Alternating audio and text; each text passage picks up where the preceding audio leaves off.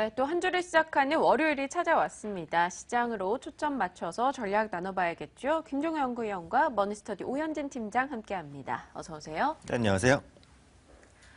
네, 지난 금요일 코스피는 올랐다고 하기도 참 민망할 정도로 0.01포인트 상승으로 마무리가 됐습니다. 외국인은 시간외 매매 포함해서 한 2천억 정도 매수세를 보여줬는데요.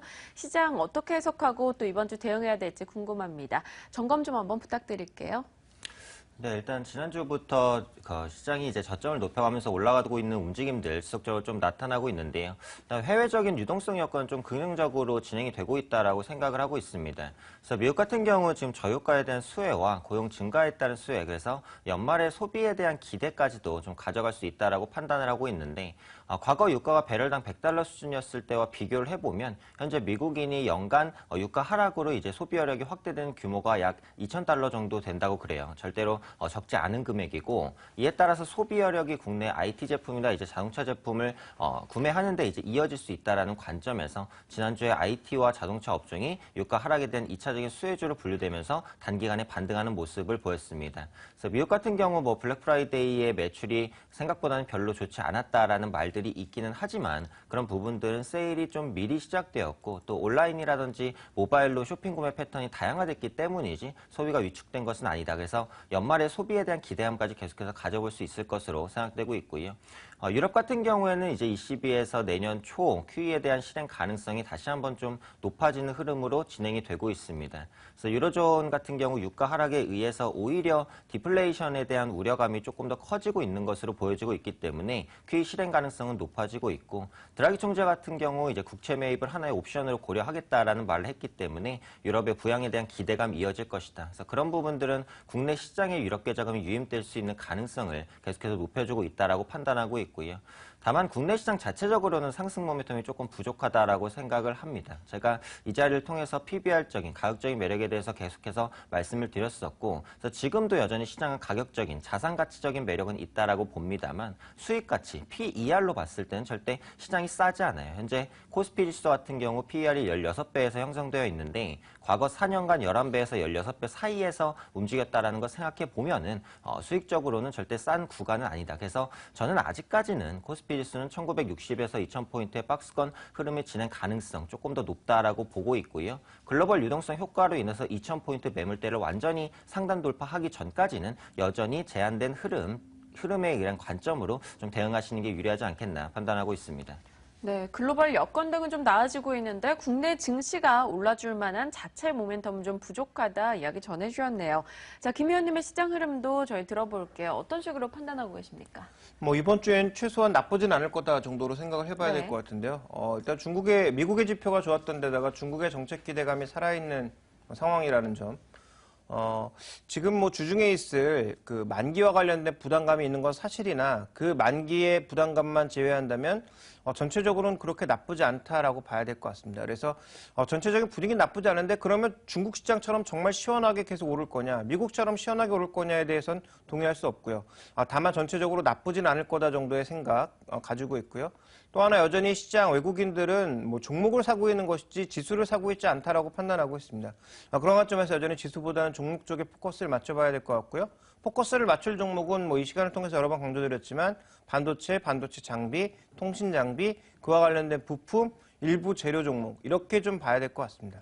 네, 지속적으로 반도체 쪽에 관심을 높여가자 이야기 전해주시네요.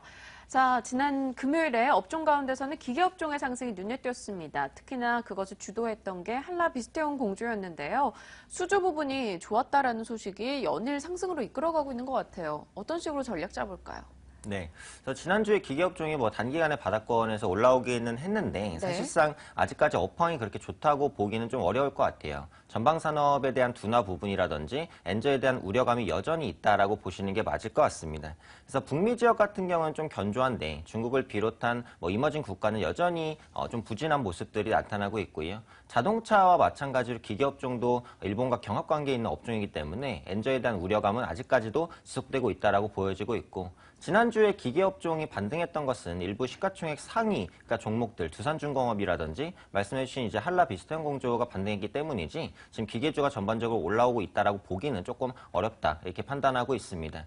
한라 비스템공조 같은 경우에는 사상 최대 수주 기대감이 부각이 됐죠. 올해 1조 5,500억 수준의 수주가 전망되고 있고 특히 친환경이나 솔루션 부분에서의 글로벌 자동차들의 러브콜 계속해서 받고 있다라는 점이 긍정적이고요. 앞으로 이제 자동차주 같은 경우에는 뭐 브랜드라든지 외형적인 부분보다는 아무래도 내부적인 뭐 친환경이라든지 연비, 안정성 이런 부분들의 이제 발전에 초점이 좀 맞춰질 것 같아요. 그런 부분에 있어서는 자동차 부품주나 공조 회사의 역할이 앞으로 더 커질 것이다라는 관점에서 한라 비스테온 공조 지난주에 많이 올라오긴 했지만 계속해서 긍정적인 관점 이어갈 수 있는 종목이 아닐까 판단하고 있고요. 기계업종 중에서 한 종목을 뽑아보자면 전 두산 인프라코어를 말씀드리도록 하겠습니다. 그래서 중국의 전방 시장이 부진하고 또 엔저라든지 경쟁 심화, 굉장히 악재에 많이 시달렸었는데 두산 인프라코어가 이제는 어느 정도의 체질 개선에 성공하고 있다라고 저는 판단을 하고 있어요. 중국에 대한 매출 비중을 약 3년 전 대비 절반 수준까지 줄였고요. 또 미국과 유럽의 고정 투자가 증가하고 있는 부분, 또한 소형기계 시장에서 자회사인 바켓의 실적이 좀 두드러지게 나타나고 있는 부분 긍정적이다. 추가적으로 산업용 디젤 엔진이죠. G2 엔진의 건설기계와 농기계 부분의 매출이 증가할 것으로도 보이기 때문에 현 수준에서는 바닥 잡고 완만한 반등 흐름 보여주지 않을까 판단하고 있습니다. 네, 기계업종 자체가 나아질 거라고는 이야기 안 하셨습니다. 다만 그 안에서 한라비스테온공조 그리고 두산인프라코어가 가지고 있는 메리트는 강조해 주셨네요. 자, 3월 인터넷 관련주 코스닥을 끌어올리고 있습니다. 이들 종목군 이야기도 해봐야 될 것 같은데요. 이재용 부회장이 새해 첫 화두로 이 3월 인터넷을 던진다라는 소식이 전해지면서 관심도가 높았습니다. 미래 시장이 더 커질 것이다 이런 이야기가 연이 들려오고 있는데 네네. 어떤 식으로 투자해봐야 되죠? 네. 그래서 말씀해 주신 대로 삼성전자가 앞으로 사물인터넷 부분에 대한 투자를 좀 확대할 것으로 이렇게 보여지고 있습니다. 그래서 5대 신수종 사업 중에서 의료기기 부분은 메디슨에 합병을 시키면서 삼성전자가 약간 손을 떼는 국면으로 진행이 되고 있어요. 이는 선택과 집중의 일환이다. 그렇다면 의료기기는 선택에서 제외했는데 그렇다면 선택하는 것은 무엇이냐? 그것이 사물인터넷이 될 가능성이 높다라는 거고요. 내년에 세계경제 포럼에서 이 부회장은 시스코 회장과 단독 회의를 갖습니다. 사물인터넷에 대한 공동 발전 방안을 내겠다라는 관점이죠. 그만큼 힘을 싣고 있다라고 보시면 되겠고 정부 측면에서도 사물인터넷은 적극적으로 육성하려는 움직임들이 나타나고 있죠. 그래서 작년에 2조 3천억 규모였던 시장을 2020년까지 약 30조 원까지 규모를 끌어올릴 것으로 이렇게 보여지고 있고 산업통상자원부는 이제 특별반까지 이제 구축을 해서 사물인터넷 시장이 힘을 많이 싣고 있는 모습이다라고 보시면 될 것 같습니다. 다만 사물인터넷 시장 자체는 무조건 성장을 한다라고 봅니다만 사물인터넷 관련주를 볼 때는 좀 중장기적인 관점으로 볼 필요가 있을 것 같아요. 현재 시점에서 당장에 해결돼야 할 부분들, 예를 들면 이제 보안이라든지 해킹에 대한 부분들, 사물인터넷에 대한 인식이 부족하다든지 사물인터넷 전문가가 부족하다든지 아직까지 우리 시장에 어떻게 보면 우리 일상생활로 사물인터넷이 자리 잡기에는 풀어야 할 과제들이 많습니다. 그렇기 때문에 지금은 사물인터넷에 대한 단순한 기대감만 가진 종목을 접근하시는 건 무리가 있고요. 현재에도 꾸준한 실적을 내고 있지만 플러스 알파적으로 사물인터넷 시장에 대한 모멘텀을 가지고 있는 종목들을 보는 게 좋겠다 이렇게 판단을 하고 있고요. 종목을 뽑아보자면 엔텔스 말씀드리도록 하겠습니다. 플랫폼 사업자로의 입지를 구축하고 있다라고 판단을 하고 있는데 통신과 방송 사업자의 이제 소프트웨어나 솔루션 플랫폼을 공급하고 있죠. 최근에 데이터 사용량이 늘어나면서 향후 매출 확대에 대한 기대감 계속해서 가져볼 수 있을 것이다 판단하고 있고요. 또 국내 사물인터넷 플랫폼 사업자로 선정이 되었기 때문에 사물인터넷 성장과 궤를 같이 할 것이다라는 관점에서 한번 중장기적으로 지켜볼 만한 종목군이 아닐까 판단하고 있습니다.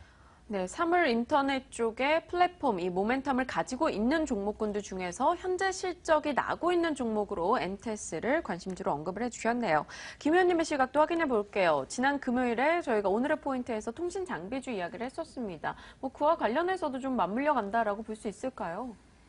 이 사물인터넷이라고 하는 게 크게 보면 통신 관련된 것과 그다음에 컨텐츠, 그다음에 하드웨어적인 것, 소프트웨어적인 것, 서비스적인 것 굉장히 다양한 산업들의 연관이 같이 되기 때문에 네. 범위를 넓혀가자면 끝도 없습니다. 그런데 제가 보기에 이제 사물인터넷 핵심 뭐냐면 범용성과 확장 두 가지입니다.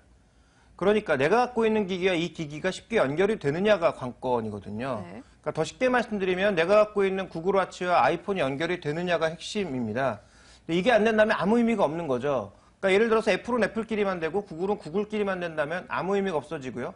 지금 저는 삼성이 가장 바보 같다고 생각하는 게 삼성에 나오고 있는 웨어러블 기기들은 지금 삼성끼리만 연결이 되게 되어 있습니다. 가장 멍청한 전 행위라고 보고 있는 거죠.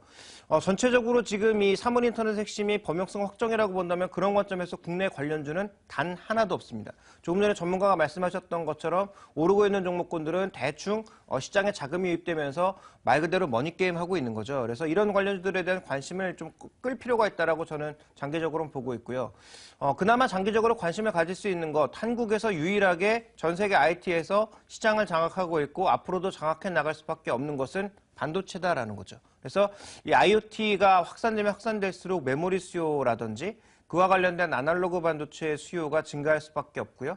반도체 설계 기술, 이런 뭐 전력 기술 이런 것들은 앞으로 중요해질 수밖에 없기 때문에 대형주 중에서는 삼성전자 정도 그 외 종목군들은 관심을 가지시기보다는 좀 더 추이를 지켜보는 게 좀 더 현실적이다라고 보고 있습니다. 네, 알겠습니다. 두 분의 시각 저희가 각각 확인을 해봤고요. 자, 이번 주 대응 전략도 챙겨봐야겠죠. 금통위 등의 이벤트가 자리하고 있습니다. 뭐 대외적으로도 일정이 많은 상황이고요. 전략 어떤 식으로 가져갈 수 있을까요? 네. 그래서 말씀해주신 이제 금통위 부분 확인이 좀 필요할 것 같고요. 네. 그다음에는 22의 2차 TLTRO 정도 확인해 보시는 게 이번 주의 주요 포인트가 아닐까 판단하고 있습니다. 뭐 금통위에서는 금리를 동결할 가능성이 굉장히 높죠. 그런데 어찌됐건 간에 엔저가 가속화되고 있는 이 시점에서 한국은행이 계속해서 엔화 동조화를 좀 유지할 것이냐가 중요할 것 같아요. 그래서 유지하게 된다면 엔저에 대한 불안감을 어느 정도는 낮추는 요인이 될 것이다 판단하고 있고 2차 TLTRO는 1차에 비해서는 선방하는 모습을 보일 것 같습니다. 아무래도 스트레스 테스트가 마무리가 됐고 커버드 본드 매입이 진행이 되고 있기 때문에 긍정적인 성과 나타나지 않을까 기대하고 있고요. 생각보다 이제 양호한 성과가 나온다면 시장엔 도움이 될 것이다. 이렇게 판단을 하고 있습니다. 그래서 이번 주 관심 업종으로는 저희 엔터 관련주를 말씀드리도록 하겠습니다. 한중 FTA에 대한 수혜감 좀 유효하다라고 판단을 하고 있는데 중국이나 일본 부분의 아티스트 진출이 좀 본격화가 되고 있죠. 그렇다면 국내 대장주인 SM이나 YG엔터 관심 가질 필요가 있겠고 한중 FTA로 이제 한국이 중국 기업의 지분을 49%까지 확보할 수 있게 되었습니다. 그러면서 중국과의 콘텐츠, 영화, 드라마 합작 계속해서 나타날 것이다라고 판단을 하고 있고요. 추가적으로는 CJ ENM도 관심권에 주셔도 좋을 것 같습니다. 중국 부분으로의 게임 수출 계속해서 증가하는 모습 나타나고 있고요. 또 영화나 공연 등 중국 내에서 사업 확대하고 있기 때문에 완만한 반등 나올 수 있는 종목이 아닐까 판단하고 있습니다. 네, 중국과의 모멘텀 있는 엔터주 쪽에 관심도 높여보자 CJ ENM까지 언급을 해주셨습니다. 자, 머니투데이 오현진 팀장과 이야기 나눠봤습니다. 고맙습니다. 네, 감사합니다.